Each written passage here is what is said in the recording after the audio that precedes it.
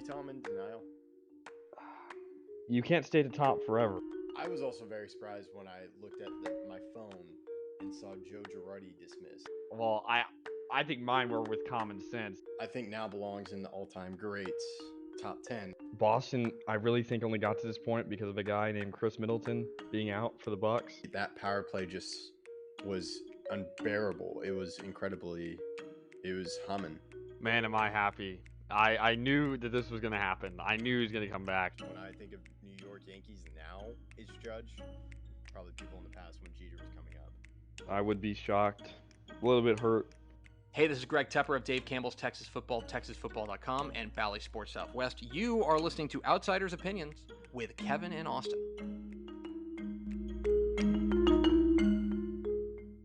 What's up, y'all? Welcome to our NFL Opinions of the Week, where we will be covering the NFL trade deadline, which is becoming a bigger thing now.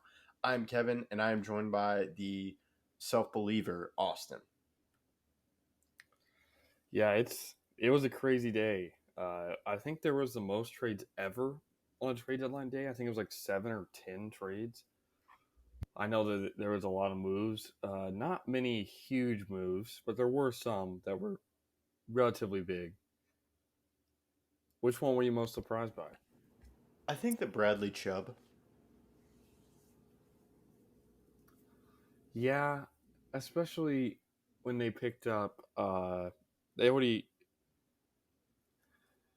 have gotten some other guys to help them out, and this is a year where you pick up obviously Wilson before the season starts, and you're thinking about going at least contending for a playoff spot. And right now, I know they beat the Jaguars, but trading away your best defensive piece, I don't think is going to help you in the short term or long term.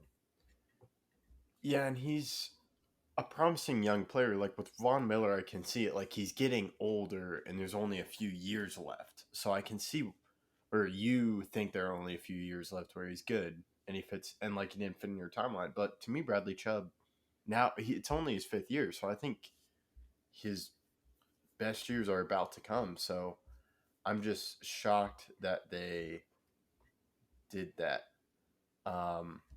So yeah, so that was the biggest one, and it only took a 1st-round pick. So I'm just surprised the young player went for that little. Let me ask you this: do you think the Broncos are giving up on this season, kind of, with that trade? Yes, I do think, because you're kind of just taking a step back. Yeah, I mean, I definitely could see it. They are certainly taking a step back, and it's going to be hard to recover from that, especially if any injuries happen, because I don't think they have the necessary defensive line help.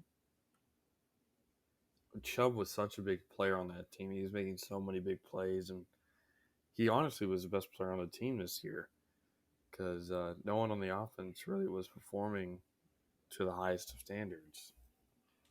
And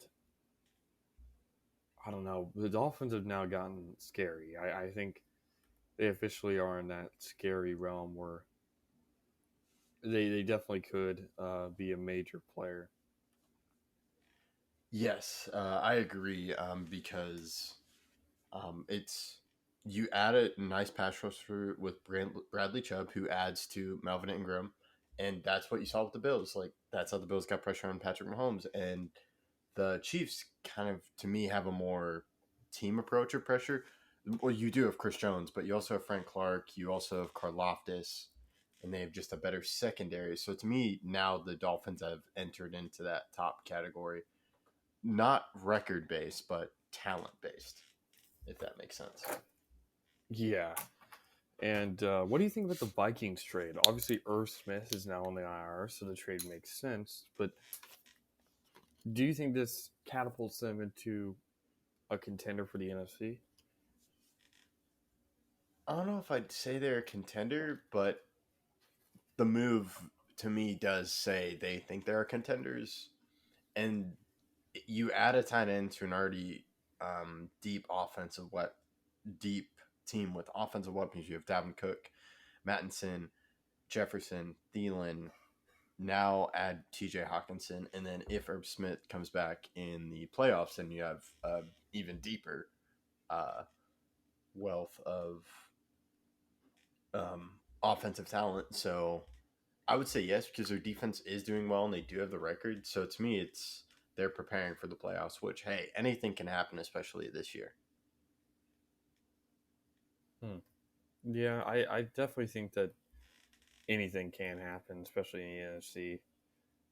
And one team I want to talk about, and we talk about them every week because they continue to surprise everybody, is the Seahawks. And the Giants are now 6-2, but the Seahawks kind of dominated that game and looked like it wasn't going to be all that hard, and it wasn't.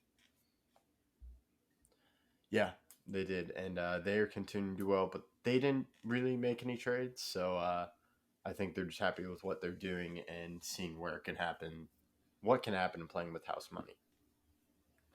Yeah, I mean, a lot of people did not expect anything out of them, and they're obviously proving all those people wrong. Another team I want to discuss because this team did make the trade or trades, the Bills.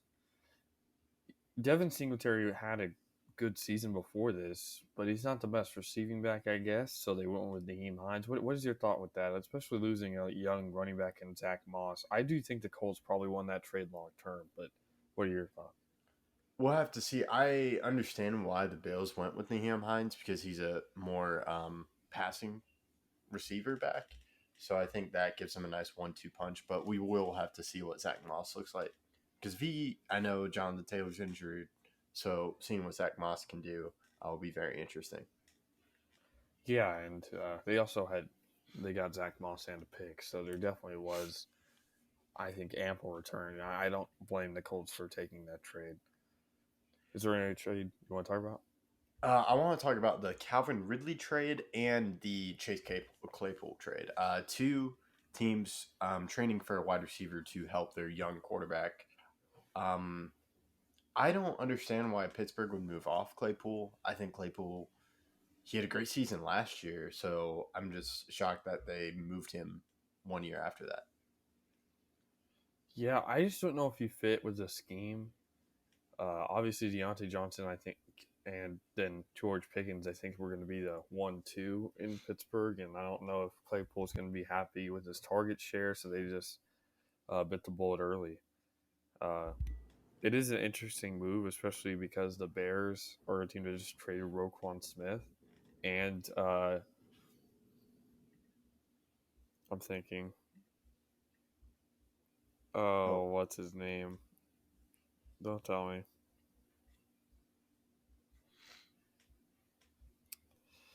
I can't remember. You can just tell me. It's Robert Quinn. He was traded to the Eagles, which is another team adding to their pass rusher health or pass rusher team.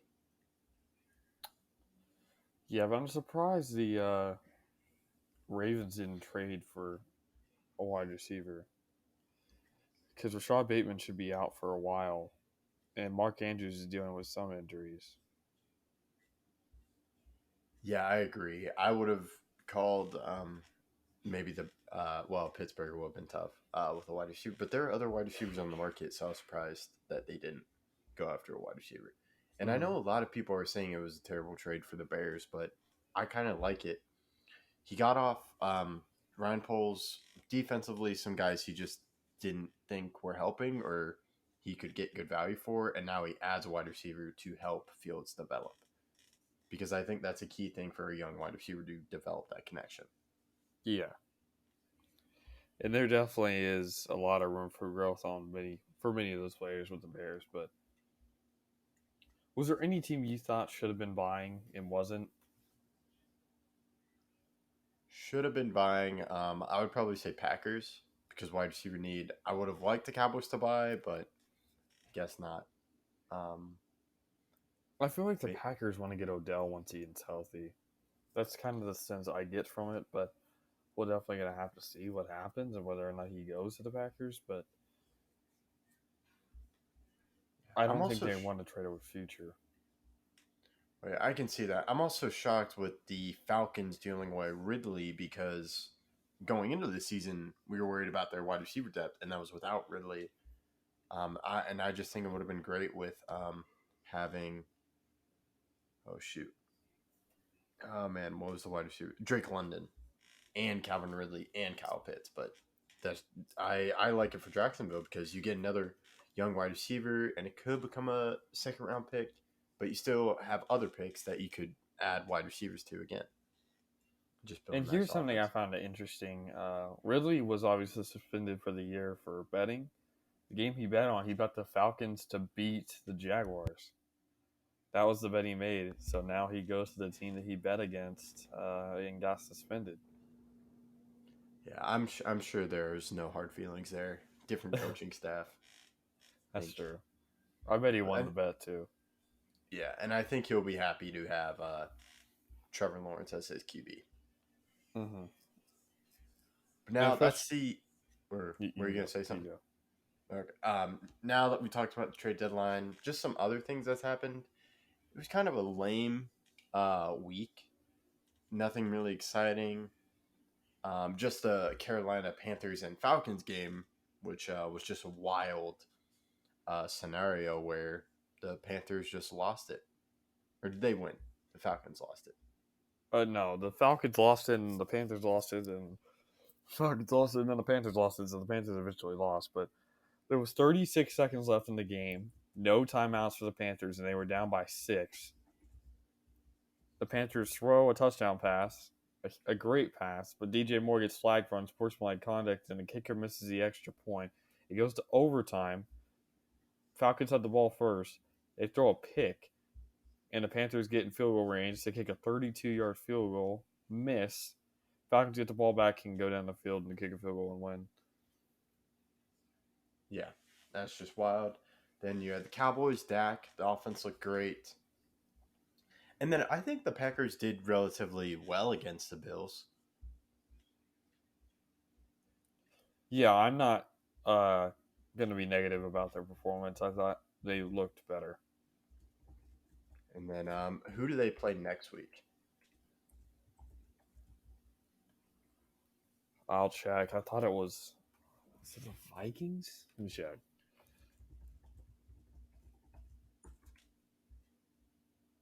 Oh, I think I see it.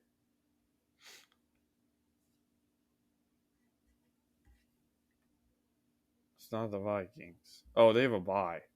No, they No. don't. No, they don't. No, they don't. No, they don't. It's Lions. It's Lions. Yeah, it's Lions. So that should be a good game. And then he plays the Cowboys, which maybe next week we can talk about a little fun bet with no money. Okay. So we'll discuss that. But I'm down if you're down because I am very curious on how that game plays out because it will be Mike McCarthy's return to Lambeau Field. Yep, it will be. So Should be then, a fun anything week. else that happened this week?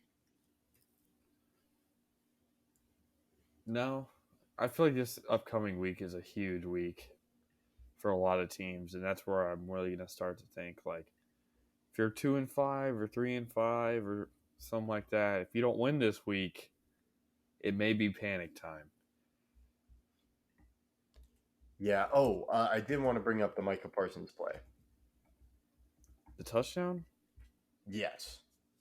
Oh, well, you see, I have the not the Packers defense, the Cowboys defense on my fantasy team, so that was good. But I do think the Packers need not the Packers. Why I keep on saying the Packers? The Cowboys need to work on their rush defense because the Bears did eat them up. But that play for Parsons was crazy. Yeah, it was ridiculous. He looked like a running back. Yeah. And just like the way he was getting held, then he chases back, gets the ball, and then you can see how he was just completely tired after that play. Yeah, I mean anyone would be. A lot of effort went into it. But yeah, outside of that, it was kind of not really a busy week or a good week with a lot of games. But next week you do have Titans and Chiefs on Sunday Night Football, and a team that was running the ball well. Titans and Chiefs. Derrick Henry had himself a game. You mean you said Titans and Chiefs? Oh, but yeah, You then mean I was talking about the Titans last week. They had a great run game. Oh yeah. Against the Texans, 230 some yards from Henry. He now, I think, leads the league in all-purpose yards.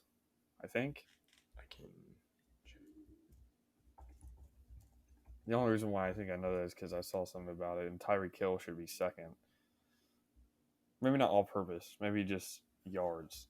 Like, I know it should be all-purpose. I'm looking. Looks like. Are you? Do I check StatMuse or I mean, you can. I have football DB? It lists Tyreek Hill, Saquon, Nick Chubb, McCaffrey, Derrick Henry. I just thought I saw something about 123.9 yards per game for Henry, but maybe that was in the last couple seasons or all time. Yeah, that's probably what it was. Okay, that makes a lot more sense. Yeah, Christian McCaffrey also had a great game with the Niners, throwing, passing, rushing. So I thought that catch was incredible that he made in the end zone. Oh yeah, there was a lot of great plays this week. So yeah, that's mostly. And then you have the Ravens and Saints, which could be interesting. Rams and Bucks. I'm curious how that plays out.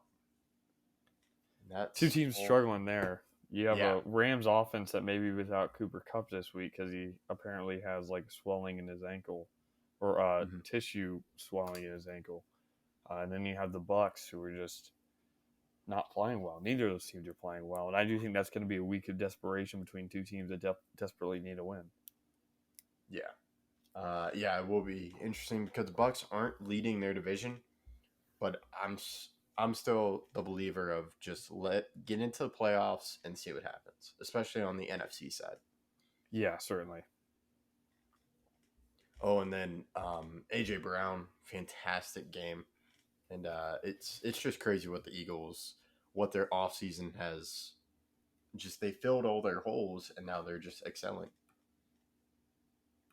Yeah, I mean, they may be the scariest team so far this year. I would go Bills. That's fair. I mean, I could see that, but it's hard to argue because, I mean, one, they're undefeated, and two, they just look so complete as a team. Like, I don't know what hole they have right now. So scary. Okay, you said scary right now. Yeah. I'm still gonna stick with Bills because just Josh Allen to me is better than Jalen Hurts, and defensively, I think Von Miller and the Bills just got Tre'Davious White back. That's true. That'll be a big part of it. But yeah, I think the top now we can add in the top four teams. We'll see Dolphins with a healthy Tua. You have Chiefs, Bills, Eagles. Not in that order. I'd probably go Bills, Eagles, Chiefs, Dolphins.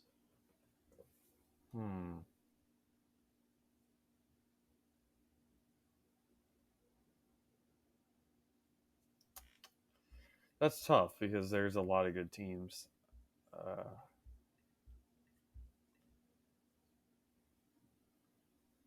Dolphins also got Jeff Wilson, running back. That is true. That is definitely true. I think I'd go Eagles, Bills, Chiefs. Number 4.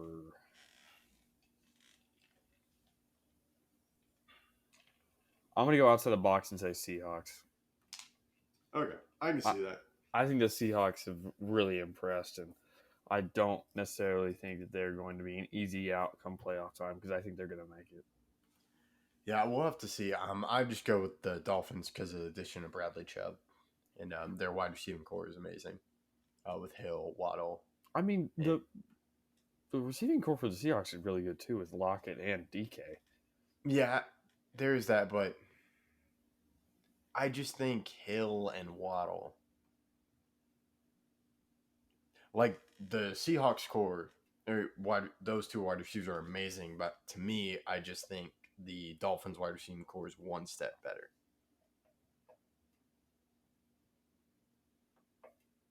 It's close because I feel like DK has something that neither Waddle or Hill have, and that's size. Plus, DK's fast. It's a hard comparison. Yeah, if those are your two options for a wide receiver core, I feel that's pretty good. Yeah, you're not losing much between your choices Yeah. there. To me, Hill's the difference maker because Hill is a top 5 wide receiver. And we can go into this debate. I'm curious, has Davante Adams gone down the list of? I think it's unfair to do that because I don't necessarily think the Raiders have supplied him with a good system for him to be himself. It's hard. It's really hard to say the top wide receivers in the league because Michael Thomas is always hurt. D-Hop was suspended. Davante Adams is having not the best year, but you've seen when he has good target share and is getting the looks he deserves and getting good play calls, he still has like an insane game like he did against the Chiefs. Yeah, to me, like I do it very yearly basis. Like who's the top receiver right now? But then you're doing it based on like stats, not eye test. You're not like saying, "Oh, that's actually the best wide receiver." But the reason why he's not having this many yards is because he's getting triple teamed because he's on one of the best teams, without a great secondary wide receiver. Like I'd say, if I could choose any wide receiver in the league, I would still choose Devontae. That's how I look at it. I could choose any wide receiver in the league. Who's number one? Like a wide receiver draft. That's how I look at it. And it's obviously just for this season, yes. But first pick, I'm going Devontae. And then I may go Mike Evans above Hill. Mike Evans is extremely good. Where's Cooper Kupp in your? Oh man. You see, the issue with Cooper Kupp is he gets so many targets. Same thing with Hill, which is like they get so many targets that they're going to get a lot of yards, guaranteed. There's no way they don't because they're getting 12 targets. Well, yeah, I see what you're saying. I want to move away from like number one, right? I want like tiers because I feel if you argued Cooper Kupp as number one wide receiver in the league, I can go, I see your point. I'd probably stay with that Adams just because like I'll give him this whole year, see what happens. But I'm thinking Kupp. You could argue Mike Evans. Hill Kupp against San Francisco had 19 targets and 14 catches.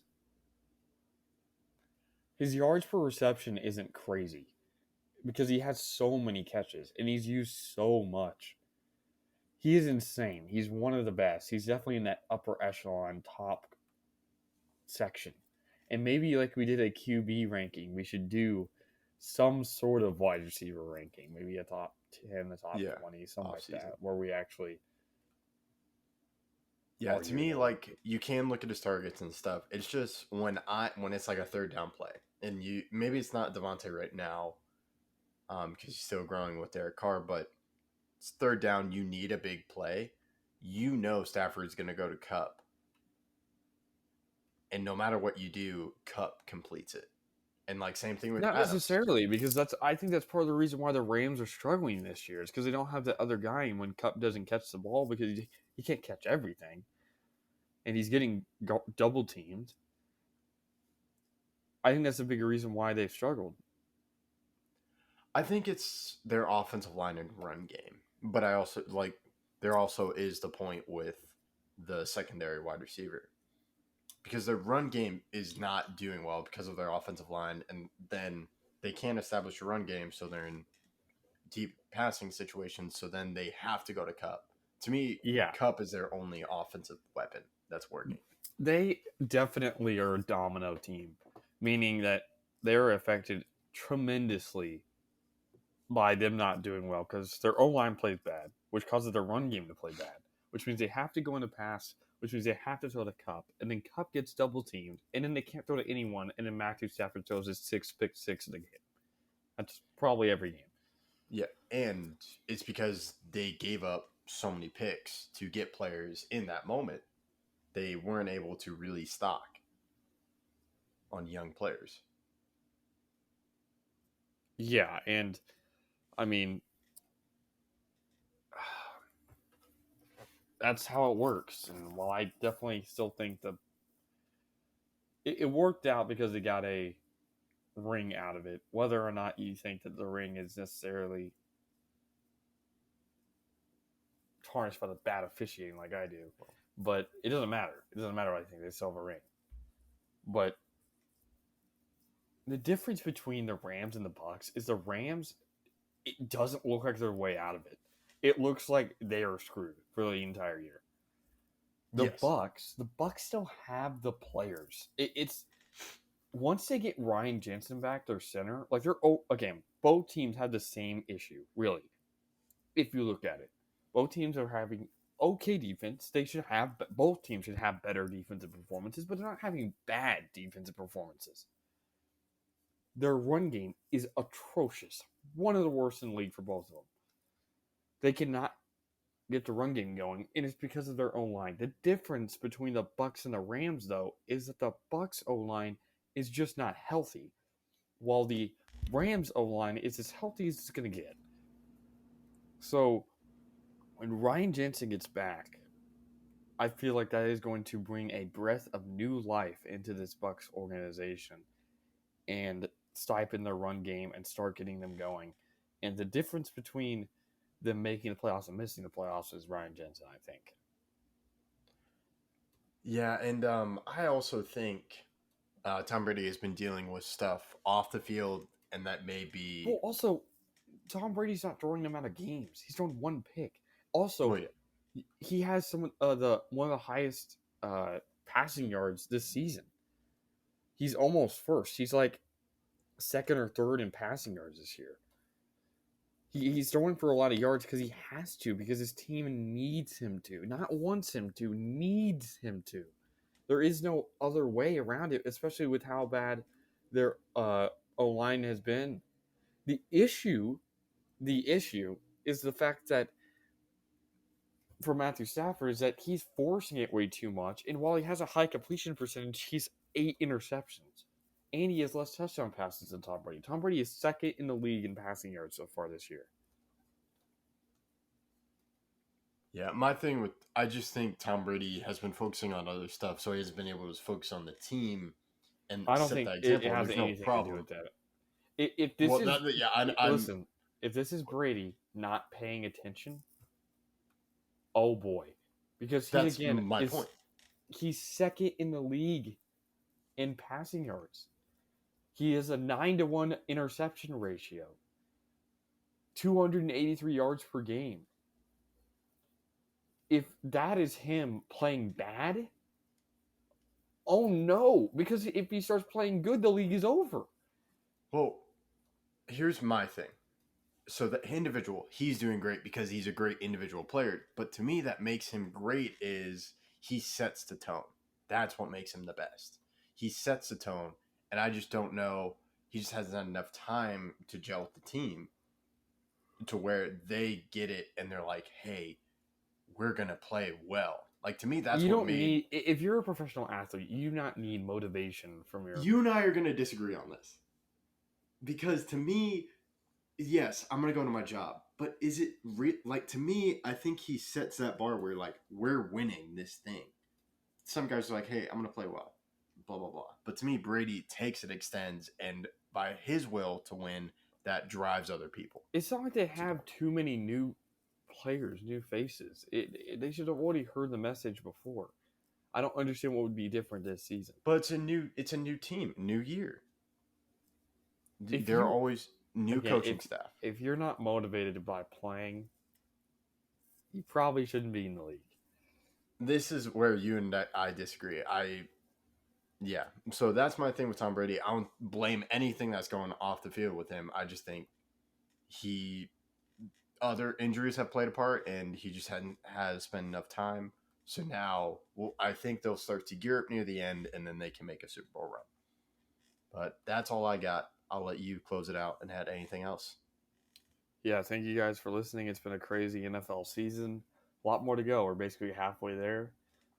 I guess in between this week and next week, we're there. So thank you guys for listening and keep listening to all of our videos.